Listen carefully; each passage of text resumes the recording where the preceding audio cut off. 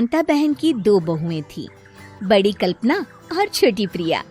कल्पना का जैसा नाम वैसा ही काम। सारा दिन कल्पनाओं में रहती, न कोई काम करती न कोई धाम। अरे कल्पना बहू, जरा अच्छी सी चटनी पीस दे, आज कुछ मजेदार खाने का मन है। पेट में जलन हो जाएगी माँ जी बुढ़ापे में, और वैसे भी मेरा काम करने का वक्त शाम का है, अब प्रिया को ही बोल दो।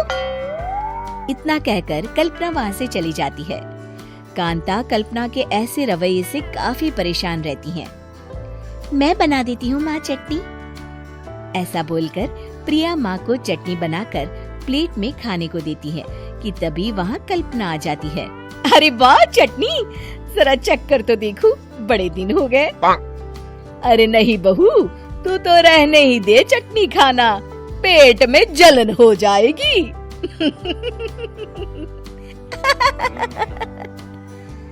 इतना कहकर कांता और प्रिया दोनों हंसने लगते हैं। कल्पना सारा दिन या तो मोबाइल में यूट्यूब देखती या फिर सोती रहती। उसका कमरा भी बिखरा और गंदा रहता। एक दिन कल्पना का पति अशोक उससे कहता है, अरे कल्पना, जानवर भी उस जगह को साफ कर लेता है जहाँ वो बैठता है, तुम तो इंसान हो, कैसे इतने गंदे कमरे में रह लेती हो? देखो सारा सामान यहाँ वहाँ बिखरा पड़ा है। ज्यादा अपनी माँ का बोल ना बोलो। हाँ, कमरा तुम्हारा भी तो है, गंदा लग रहा है तो साफ कर लो। पता नहीं तुम्हारे साथ मैं कैसे जिंदगी बिताऊंगा। इतना कहकर अशोक वहाँ से चला जाता है।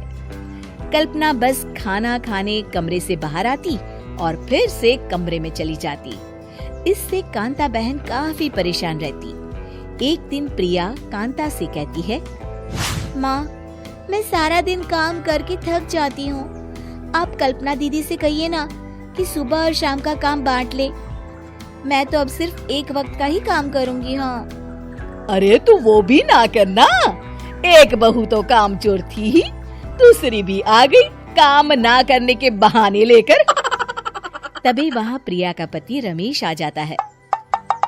माँ, मैं देख रहा हूँ भाभी कोई काम नहीं करती, प्रिया सारा दिन घर और रसोई का काम करती है, अब कुछ करो ना माँ।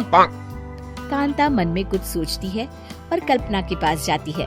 कल्पना फोन पर मेकअप करना देख रही होती है। कल्पना, तुम सारा दिन बस मोबाइल देखती हो, घर का कोई काम भी कर लिया करो। प्रिया सारा दिन काम करके थक जाती है। आज से मैंने फैसला किया है, एक वक्त का काम तुम करोगी, सुबह का खाना तुम बनाओगी और रात का प्रिया। आप लोगों ने काम को हवा बना रखा है। अरे पता नहीं थोड़ा सा ज्यादा काम करने में आप लोग घबरा क्यों जाते हैं। और हाँ, बहुत ज्यादा प्रिया की तारीफ मत करिए मेरे सामने, बड़ी बहू तो मैं ही रहूंगी। मैं कुछ नहीं जानती, कल सुबह मुझे वक्त से खाना चाहिए, रसोई में आ जाना, वरना कल से तुझे खाना नहीं मिलेगा। अगली सुबह कल्पना रसोई में नहीं आती है। वो देर से सोकर उठती है और बाहर आकर कहती है, अरे भूख लगी है, आज खाने में क्या है? इतनी देर हो गई, आज किसी ने मुझे उठाया भी नहीं, पता नहीं कहाँ है सब। कल्पना को घर में कोई नहीं दिखता। वो रसोई की तरफ जाती है जहाँ बड़ा सा ताला लगा होता है। अरे रसोई में ताला? ओ, मैं तो भूल ही गई थी। माँ ने आज से सुबह का खाना मुझे बनाने को कहा था। हे भगवान, इतने लोगों का खाना बनाना क्या आसान है? तभी घर के सारे सदस्य बाहर से वापस आते हैं। वाह माँ जी, मजा आ गया छोले भटूरे खाकर। मेरे मुंह में तो अभी भी स्वाद आ रहा है। अरे कल्पना, तेरे भरोसे रहते तो हम तो भूखे ही रह जाते। कल्पना को बहुत गुस्सा आ जाता है।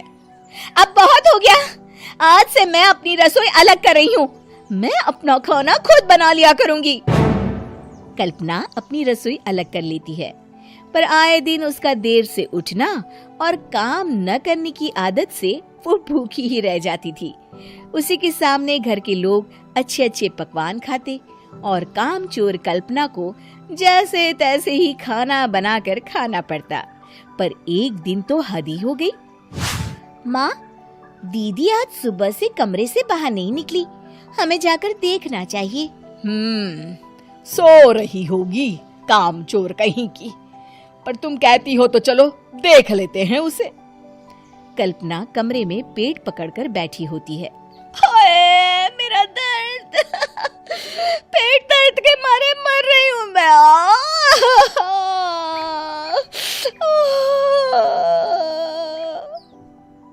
अरे दीदी क्या हुआ, पेट में दर्द क्यों हो रहा है? डॉक्टर को दिखाया आपने? माँ। कल्पना खड़ी होती है और माँ जी के पास आती है। मुझे माफ कर दीजिए, अब से मैं सारे काम में मदद करूंगी, कभी आलस और काम चोरी नहीं करूंगी।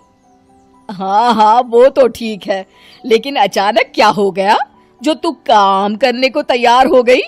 कामचोर कल्पना। माँ, लगातार बासी और उल्टा पुल्टा खाना खाने के कारण मेरे पेट में इन्फेक्शन हो गया है। काम न करना पड़े इसलिए मैं 2 दिन का खाना एक दिन ही बना लेती थी। बासी और खराब खाना खाने के कारण लेने के देने पड़ गए। पेट में दर्द हो रहा है। चलो अच्छा हुआ, देर आए दुरुस्त आए।